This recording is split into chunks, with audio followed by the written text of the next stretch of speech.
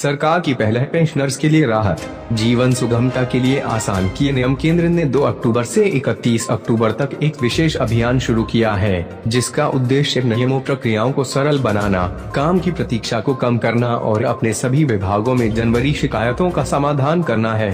Pension योजना photo social EPS 95 राष्ट्रीय संघर्ष समिति की ओर से 31 अक्टूबर को पेंशनर EPFO दफ्तर पर प्रदर्शन करेंगे। मध्य जौन उप्र के पेंशनरों की बैठक में यह निर्णय लिया गया। राष्ट्रीय उपाध्यक्ष KS तिवारी और राष्ट्रीय सचिव ओम शंकर तिवारी ने कहा कि पिछले 5 वर्ष से देश के 70 लाख पेंशनर आंदोलन कर रहे हैं, पर सरकार कोई ध्यान नहीं दे रही है।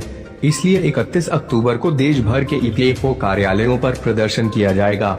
समिति के मुख्य समन्वयक राजीव भटनागर ने बताया कि पेंशनर की मुख्य मांगें न्यूनतम पेंशन 7,500 महीना, महंगाई भत्ता और मुफ्त चिकित्सा सुविधा है। कर्मचारी भविष्य निधि संगठन EPFO के 6.5 करोड़ से ज्यादा सब्सक्राइबर्स के लिए बड़ी खबर है। आपके पेंशन फंड की सीलिंग को लेकर जल्द बड़ा फैसला हो सकता है। EPFO के सूत्रों की माने तो सरकार ज्यादा से ज्यादा लोगों को PF के दायरे में लाना चाहती है। इस दिशा में पेंशन की लिमिट 15,000 रूपए की बेसिक सैलरी से बढ़ाकर 21,000 की जा सकती है। मौजूदा नियमों के मुताबिक EPS पेंशन में अधिकतम 15,000 रूपए की बेसिक सैलरी पर पेंशन बनती है। इससे पेंशन फंड में हर महीने अधिकतम 1,250 रूपए ही जमा हो सकते हैं। अगर इसे बदला जाता है तो लिमिट बढ़कर 21,000 रूपए हो सकती है। Employees pension scheme EPS 95 private sector employees को बड़ी राहत मिल सकती है। कर्मचारी भविष्य निधि EPF में कंट्रीब्यूशन करने वाले नौकरी पेशा की पेंशन में कई गुना का इजाफा हो सकता है। EPFO बोर्ड जल्द ही इस पर फैसला ले सकता है। माना जा रहा है कि कर्मचारी पेंशन योजना 95 के तहत 333% तक पेंशन बढ़ सकती है। रामलीला मैदान दिल्ली पर EPS 95 पेंशनर्स के महासम्मेलन, विराट ऐतिहासिक धरना प्रदर्शन, महारैली, रास्ता रोको आंदोलन व प्रधानमंत्री कार्यालय को ज्ञापन सौंपने के कार्यक्रम के पश्चात NAP के राष्ट्रीय अध्यक्ष कमांडर अशोक राउत जी ने श्री भूपेंद्र यादव, केंद्रीय श्रम व रोजगार मंत्री भारत सरकार से NAP के 3 सदस्यीय प्रतिनिधि मंडल के साथ मुलाकात की। दिनांक 1 अगस्त 2022 से दिनांक 8 अगस्त 2022 तक के राष्ट्र व्यापी दिल्ली आंदोलन विषय में माननीय केंद्रीय श्रम मंत्री महोदय को जानकारी दी गई और ज्ञापन सहित कुछ महत्वपूर्ण दस्तावेज भी सादर किए गए।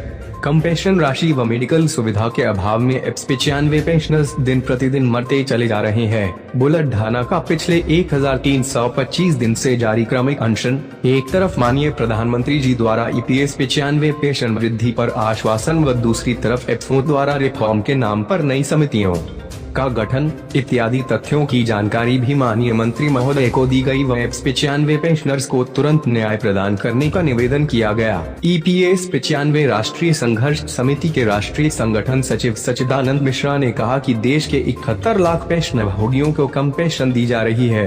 कम पैसा मिलने और चिकित्सीय सुविधाओं की कमी के कारण ये पेंशनभोगी दयनीय अवस्था में है। उन्होंने कहा कि पेंशनभोगियों की कठिनाइयों को देखते हुए 16 नवंबर 1995 को EPFO कर्मचारी भविष्य निधि संगठन ने घोषणा की थी कि पेंशनभोगियों को सरकारी पेंशन से 10% का अधिक लाभ दिया जाएगा। 27 वर्षों बाद भी सरकार ने अपने उस आदेश पर अमल नहीं किया। संगठन सचिव ने कहा कि EPFO ने कहा था कि मूल्य सूचकांक की तुलना में हर 3 साल में पेंशन का पुनर्मूल्यांकन होगा। इस योजना के तहत कर्मचारियों ने 417, 541 और 1,250 रूपए प्रति माह के अनुसार लाखों रुपए जमा किए। इसके बावजूद पेंशनरों को अभी 300 रूपए से 2,500 रूपए प्रति माह पेंशन दी जा रही है। देश में औसत EPS पेंशन मात्र 1,171 रूपए है। लगभग 18 लाख पेंशनभोगियों को 1,000 रूपए से कम तो 33 लाख पेंशनभोगियों को 1,500 रूपए से कम पेंशन मिल रही है। सरकार की ओर से गठित कोश्यारी समिति ने 2013 में 3,000 के अलावा महंगाई भत्ता देने की सिफारिश की, जिसका मौजूदा मूल्य 7,500 रूपए है।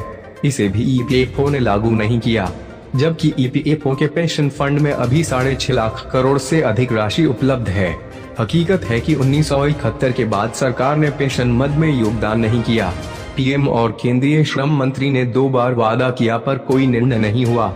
इसलिए पेंशनभोगियों को हो रही परेशानी को देखते हुए हमारी मांग है कि सरकार इन मांगों को अविलंब पूरा करे।